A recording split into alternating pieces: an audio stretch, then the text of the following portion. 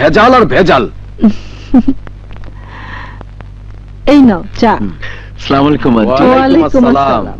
আরে জামাই বাবাজি যে, মানে এই দিক দিয়েই যাচ্ছিলাম, ভাবলাম আপনাদের সাথে একবার দেখা করে যাই। আমাদের সঙ্গে না কাজলের সঙ্গে? না মানে তুমি আঙ্কেলের সঙ্গে বসে গল্প করো, আমি কাজলকে দিয়ে চা পাঠিয়ে দিচ্ছি। চলো বসি। জি জি জি, প্লিজ আঙ্কেল বসুন। আঙ্কেল দেখেন অবস্থা, জানোয়ারের বাচ্চারা ভেজাল ওষুধ তৈরি করে দেশটার 12টা বাজিয়ে দিচ্ছে।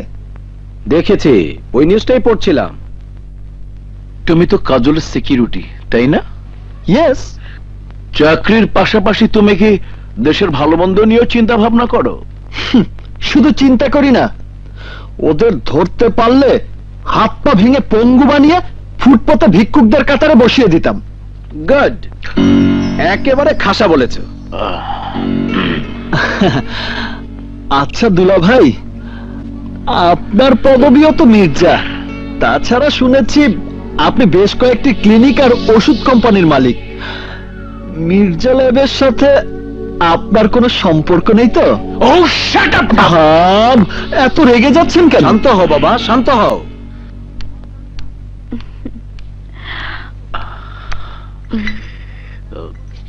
নাও।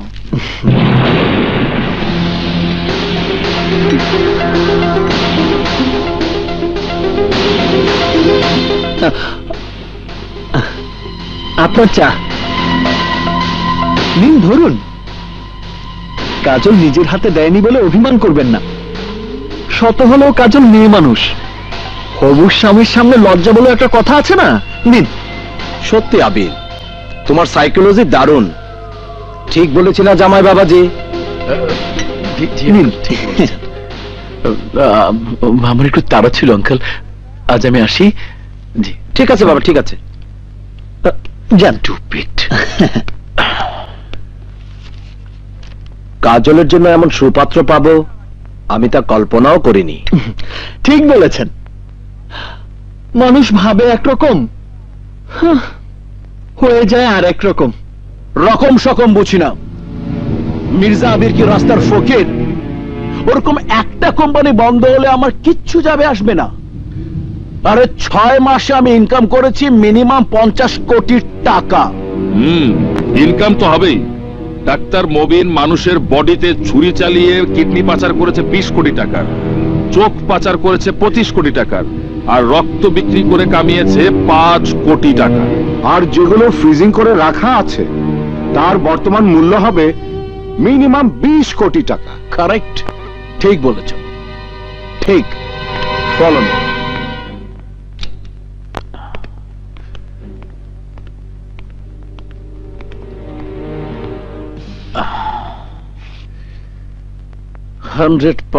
ঠিক বলেছ। কাজল নিজের হাতে দেয়নি বলে অভিমান করবেন না। শত হলেও কাজল মেয়ে মানুষ, হবু স্বামীর সামনে লজ্জা বলে একটা কথা আছে না। আচ্ছা,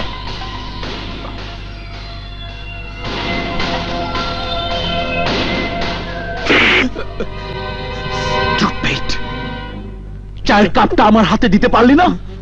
কি করছো ভাইয়া? আপনি কি পাগল হয়ে গেলেন? শুধু পাগল না, আমি উন্মাদ হয়ে গেছি, উন্মাদ। কাজলের আচরণ আমার কলিজায় আগুন ধরিয়ে দিয়েছে, আর সেই আগুনে হাওয়া দিয়েছে ওর প্রাইভেট সিকিউরিটি আবির। আবির? হ্যাঁ আবির। কাজলের সঙ্গে আবিরের কি সম্পর্ক আমাকে তা জানতেই হবে।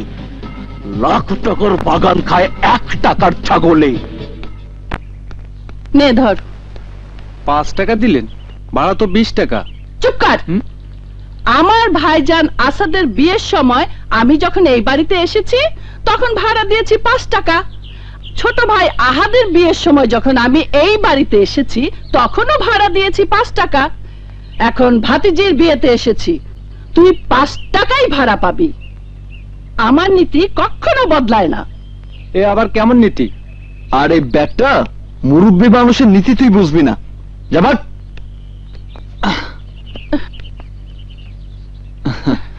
এই তুমি কে? জি, আমি আবির। চলুন ভেতরে চলুন। কিন্তু তোমার পরিচয়? আগে ভেতরে চলুন, তারপর পরিচয়। চলুন। চলো। ভাইজান, ভাইজান। ফুপি কাজল মামা বেঁচে থাক মা, বেঁচে থাক। আয় আমার বুকে আয়। ভাইজান জরুরি কাজে বাইরে গেছে। ভালো। তুমি কেমন আছো বুবু? ওকে রে, আরে ও হলো আবির, কাজলের আর বলতে হবে না, বুঝে গেছি বুঝে গেছি।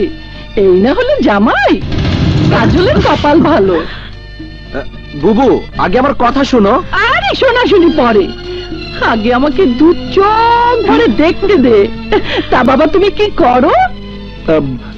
আমি অটোমোবাইল ইঞ্জিনিয়ার। ইঞ্জিনিয়ার? ওয়াও, আমার ভাইয়ের পছন্দ আছে। বুবু আসলে ও কি আবল তাবল বলছিস? তোর সমস্যা কি বলতো? আসলে ও আমাদের জামাই নয়, আমাদের জামাই হচ্ছে ওই যে মির্জা আবির। আসসালামু আলাইকুম। জামাই পছন্দ করার সময় আমার ভাই দিনের চশমা পড়েছিল নাকি? কাকে ছেড়ে কাকে পছন্দ করেছে? বুবু এসব তুমি কি বলছো? নতুন জামাইয়ের সামনে কি কেউ এভাবে কথা বলে? কিভাবে কথা বলবো তুই আমাকে শেখাবি? জামাই পছন্দ করার সময় ভাইজান কি জ্যোতিষীর সঙ্গে পরামর্শ করেছিল? ভাইজান তো এসবে বিশ্বাস করেন না। উনি এসবের কি বোঝেন? আহাদ, তুই নান্টু জ্যোতিষীকে খবর দে। জ্যোতিষীর সঙ্গে কথা বলেই আমি কাজলের পাত্র ঠিক করব।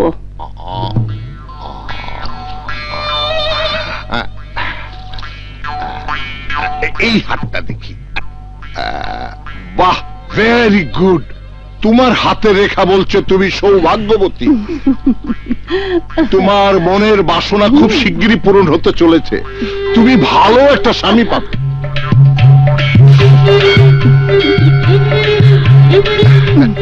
বিয়ের 14 মাস পর তুমি পুত্র সন্তানের মা হবে, কিন্তু রাহুত একটা বাধা তোমাকে পিছু হটাতে চাচ্ছে। তারপরেও তোমার কোনো সমস্যা হবে না। আল্লাহকে ডাকে, সবকিছু উনিই দেখবেন। এবার আমার হাতটা একটু দেখবেন? নিশ্চয়ই।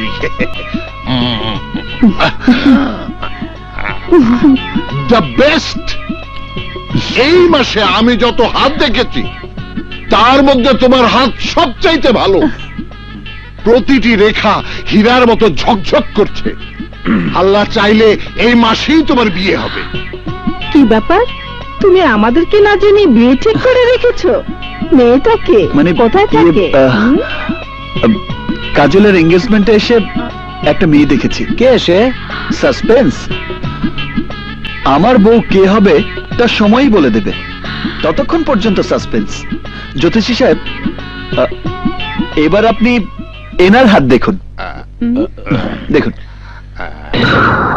সর্বনাশ! হাত তো না, যেন আসামির রেকর্ড বুক খুনোখুনিতে ভরা।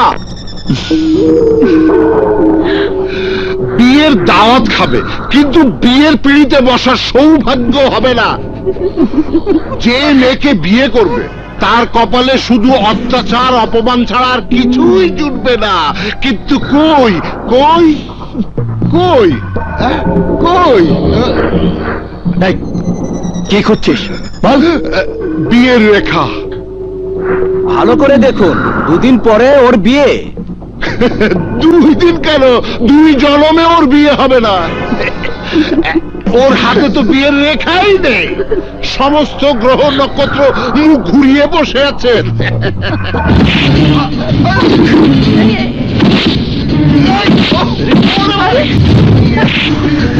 তোকে আজ আমি জানেই মেরে ফেলবো। কি বললি? কি বললি তুই? এই, আমার বিয়ের রাশি নেই, আমার জীবনে বিয়ে হবে না।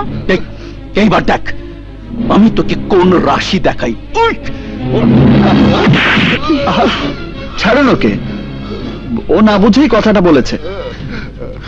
আমার গায়ে তুই হাত তুলি, তোকে আমি অভিশাপ দিয়ে দিলাম। তোর ভালো হবে না, তোর ভালো হবে না। শনি বুধ বৃহস্পতি সাক্ষী, তুই ধ্বংস হয়ে যাবে, তুই ধ্বংস হয়ে যাবে। কি হয়েছে? এত হয়েছে কিছু? আমাকে অপমান অপদস্থ করেছে আপনাদের ওই জ্যোতিষী। জ্যোতিষীকে খবর দিয়েছে কে? আমি নান্টু জ্যোতিষীকে জামাইয়ের হাত দেখতে আসতে বলেছিলাম। সে বলে গেছে মির্জার হাতে বিয়ের কোনো রেখাই নেই, আর ওর সাথে যে মেয়ের বিয়ে হবে সে মেয়ের ভাগ্যে জুটবে অত্যাচার আর অপমান। তাই মির্জা ওকে মেরে বাড়ি থেকে বের করে দিয়েছে। ঠিকই করেছে, একবিংশ শতাব্দীতে কেউ সব বিশ্বাস করে নাকি? ভাইজান, এসব কি বলছো তুমি? আমি ঠিকই বলছি। আমি নিজে মির্জা আবিরের সাথে আমার মেয়ের বিয়ে ঠিক করেছি। জ্যোতিষী কি বললো না বললো তাতে আমার কিছু আসে যায় না। এই বিয়ে হবে, কেউ আমাকে বাধা দিতে পারবে না, এমনকি তুমিও না। এসো জামাই, এসো, এসো।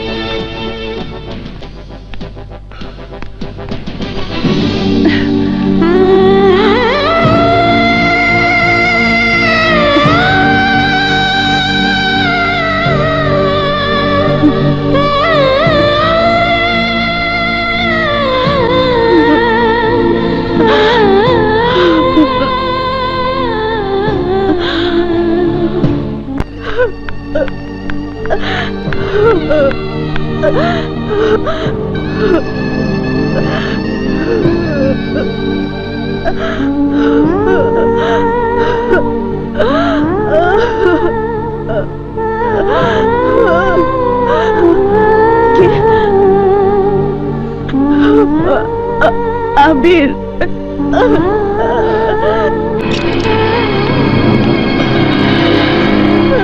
কাজল, কাজল, তুমি কাঁদছো কেন? কান্নাই তো এখন আমার একমাত্র সম্বল। নিজেকে এতটা অসহায় মনে করছো কেন কাজল? আমি তো তোমার পাশেই আছি।